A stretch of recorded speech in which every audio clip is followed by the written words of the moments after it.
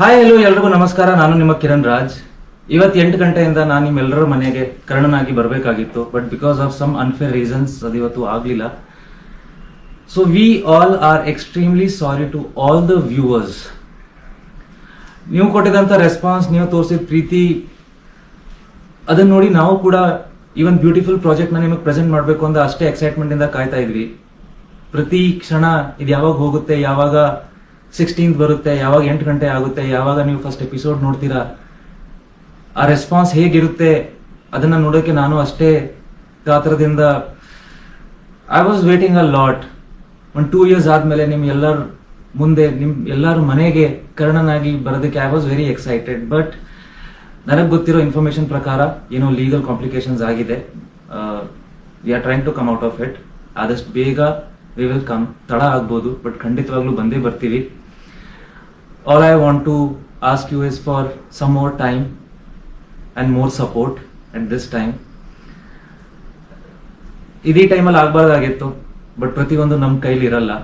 But ನನಗೆ ನಂಬಿಕೆ ಇದೆ, ಚಾನಲ್ ಆ ಒಂದು ವಿಷನ್ಗೆ, ಪ್ರೊಡ್ಯೂಸರ್ಸ್ ಕೋಟಿ ಖರ್ಚು ಮಾಡಿ ಒಂದು ಒಳ್ಳೆ ಪ್ರಾಡಕ್ಟ್ ಕೊಡಬೇಕು ಅನ್ನೋ ಡಿಟರ್ಮಿನೇಷನ್ಗೆ, ಅಷ್ಟು ಜನ ಆರ್ಟಿಸ್ಟ್ ಟೆಕ್ನಿಷಿಯನ್ಸ್ ಹಾಕಿರೋ ಎಫರ್ಟ್ಗೆ ನ್ಯಾಯ ಸಿಕ್ಕೇ ಸಿಗುತ್ತೆ.